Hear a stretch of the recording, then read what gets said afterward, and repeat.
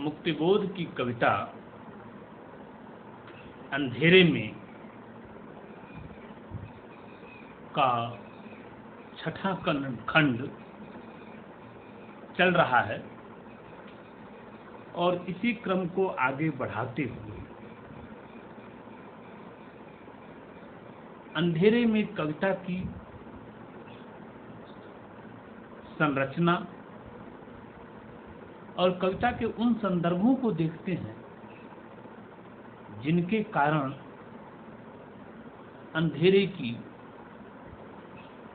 संरचना निर्मित होती है और उस संरचना को तोड़ने का काम भी अंधेरे में धंसकर काव्य नायक द्वारा किया जाता है। इतने में छाती में भीतर ठक ठक, सिर में है धड़ धड़, कह रही कट रही हड्डी।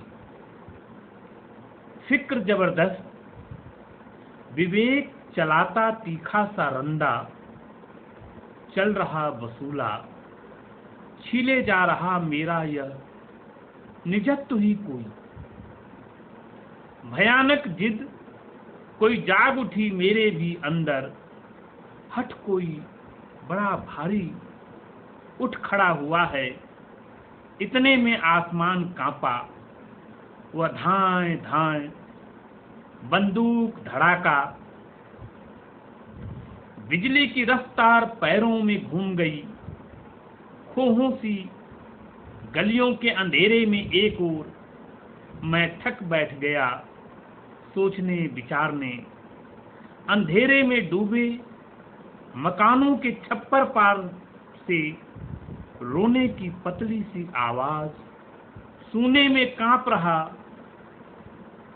कांप रही दूर तक।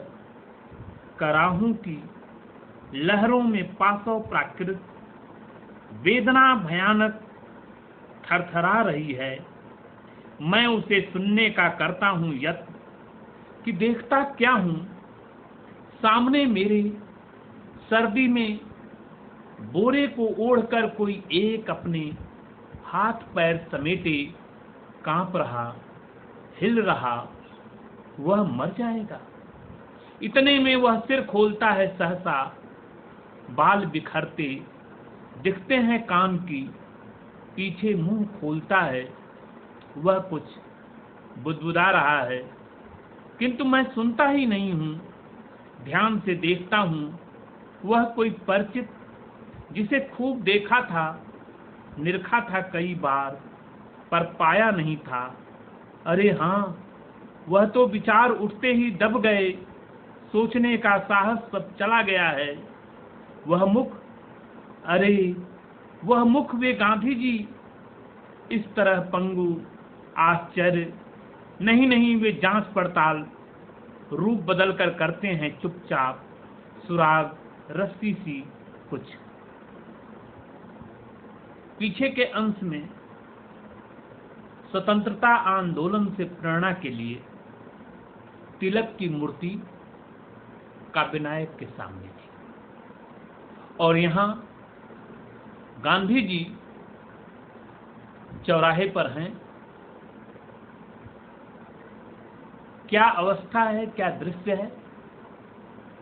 ठिठुरे हुए हैं, एक किनारे से एक कोने से देख रहे हैं क्या कुछ चल रहा है, क्या हो गया जमाने को और क्या होना है, इसकी ओर कुछ संकेत सा है। यहाँ गांधी जी का आना, गांधी जी के स्वतंत्रता की आकांक्षा को समझने और समझाने के लिए आगे आना ही होगा। इस क्रम में जहां तिलक आते हैं वहीं गांधी जी भी दिखते हैं, क्योंकि गांधी जी का संघर्ष आम आदमी के पक्ष में था। आम आदमी की जिंदगी में कैसे परिवर्तन होगा और परिवर्तन के लिए जो चलता है उसकी क्या दशा है, काव्य नायक की क्या स्थिति है? अंधेरे में, अंधेरे से निजात दिलाने वाले काव्य नायक की स्थिति क्या है? देखिए, इतने में छाती में भीतर ठक ठक, सिर में है धड़ धड़, कट रही हड्डी। लगातार प्रताड़ना दिया जा रहा है। फिक्र जबरदस्त, विवेक चलाता तीखा सा रंदा घिसे जा रहा है। हमारे व्यक्तित्व को ही कोई खत्म करने के लिए चल उठा हो। चल रहा वसूला, छीले जा रहा मेरा वह निजत्व ही कोई। मेरा जो अपनापन था, जो वजूद था, मेरा जो निजत्व था, उस निजत्व को, मेरी पहचान को, मेरी सत्ता को, मेरे सत्व को कोई छीले जा रहा था। मानो रंदा पे रंदा वसूला चलाए जा रहा था। भयानक जिद कोई जाग उठी अंदर, हट कोई भारी उठ खड़ा हुआ है। इतने में आसमान कांपा, वह धाएं धाएं, चारों तरफ धाएं धाएं बंदूकों की आवाज आ रही है। ऐसे में आम आदमी का पक्षधर कैसे चले? किस तरह से वह अपने लोगों को संभाले? खोहों सी गलियों के अंधेरे में एक ओर मैं थक बैठ गया, सोचने विचारने। ऐसे में सोचना होगा, विचारना होगा कि कैसे हम सबको लेके चलें। अंधेरे में डूबे मकानों के छप्पर पार से रोने की पतली आवाज सुने में कांप रही दूर तक। कराहों की लहरों में पासों प्राकृत वेदना थरथरा रही। मैं उसे सुनने का करता हूँ यत्न की देखता क्या हूँ सामने मेरे, सर्दी में कोई बोड़ा ओढ़कर बैठा हुआ है। वह कौन है? वह गांधी जी हैं, जो इशारा कर रहे हैं, संकेत कर रहे हैं कि कैसे ये लड़ाई लड़नी है, कैसे अपनी व्यवस्था को नए सिरे से संभालना है। अंधेरे की स्याही में डूबे हुए देव को सम्मुख पाकर मैं अति दीन हो जाता हूं पास कि बिजली का झटका, एक झटका सा लगता है। कहता है भाग जा, हट जा, कहता है चला जा, यहां रुको मत, हम हैं गुजर गए जमाने के चेहरे, आगे तू बढ़ जा, आगे बढ़ो, नई क्रांति करो, नया लेकर कुछ आओ, पुराने टूल से काम नहीं चलेगा। किंतु मैं देखा किया उस मुख को, गंभीर दृढ़ता की सलवटें वैसी ही शब्दों में गुरुता।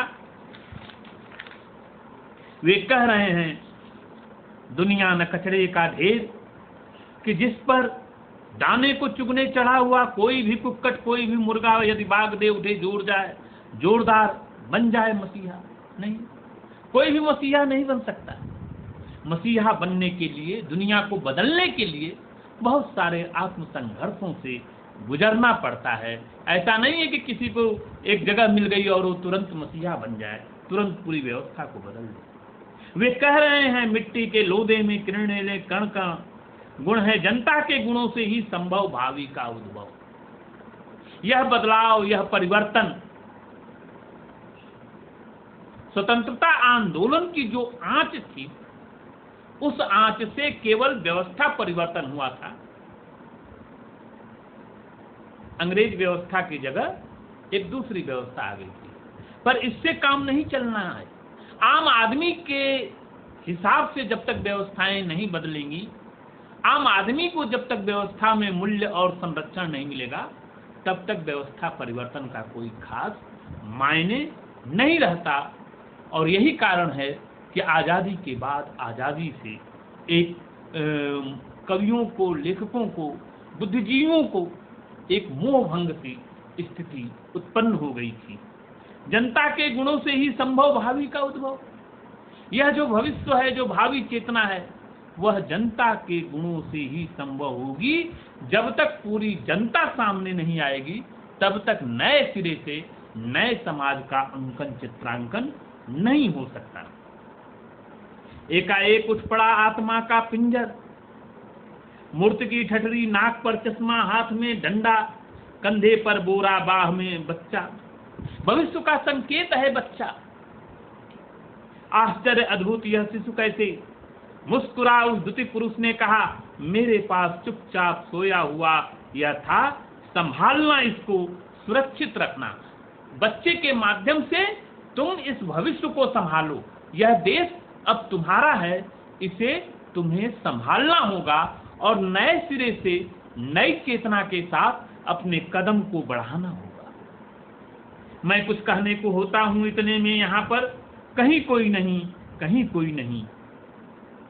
और ज्यादा गहरा और ज्यादा अकेला अंधेरे का फैलाव, बालक लिपटा है मेरे इस गले से चुपचाप, छाती से कंधे से चिपका है नन्हा सा आकाश, स्पर्श है सुकुमार प्यार भरा कोमल, किंतु है भाग का गंभीर अनुभव, भावे की गंध और दूरियां अंधेरी, आकाशी तारों को साथ लिए हुए मैं चला जा रहा हूँ, घूमता ही जाता फासलों की खोहों की तहों में।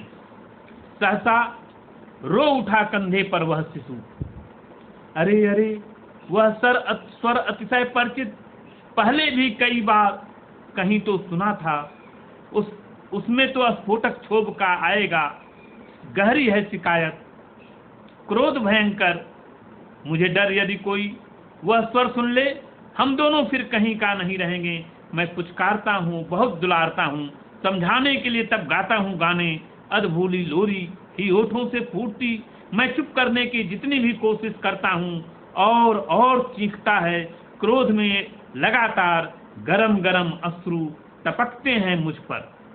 यह बालक भविष्य का संकेत है। गांधी जी का आना, तिलक का आना और भविष्य के संकेत के रूप में बालक का आना, अंधेरे में कविता की उस पड़ताल और उस खोज को पुख्ता पहचान देना है कि यह जो अंधेरे की संरचना बनी है, इस अंधेरे की संरचना को तोड़ने के लिए, बदलने के लिए नए सिरे से नए लोगों को आना पड़ेगा।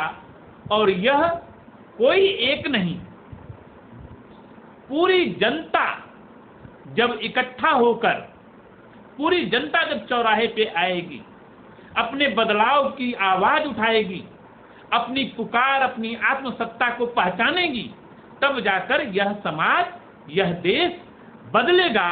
और इसीलिए बार बार ये संकेत आता है कि भावी का उद्भव जनता से ही संभव है। किसी एक व्यक्ति के हाथ में, किसी एक के द्वारा कोई क्रांति नहीं होती, कोई बदलाव नहीं होता।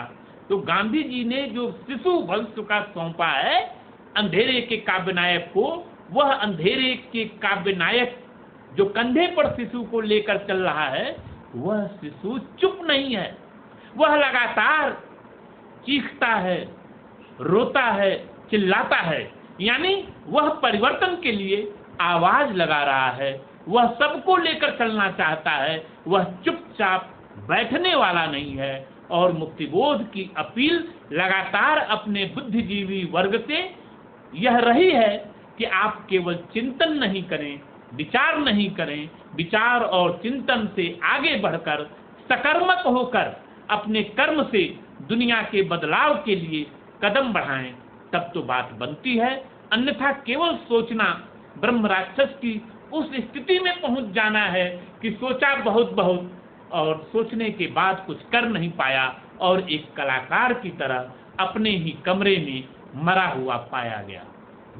तो बुद्धिजीवी होने का ये मतलब नहीं है कि केवल विचार करें, केवल सोचें, केवल चिंतन करें। बुद्धिजीवी होने का मतलब है कि परिवर्तन के लिए, बदलाव के लिए यदि जरूरत पड़ती है तो देश के साथ कदम मिलाकर चलना भी होगा और देश को बदलने के लिए सकर्मक होकर अपने कर्म से परिवर्तन की राह को सामने लाना होगा। यह संकेत कविता अपने भीतर से उठाती है। धन्यवाद।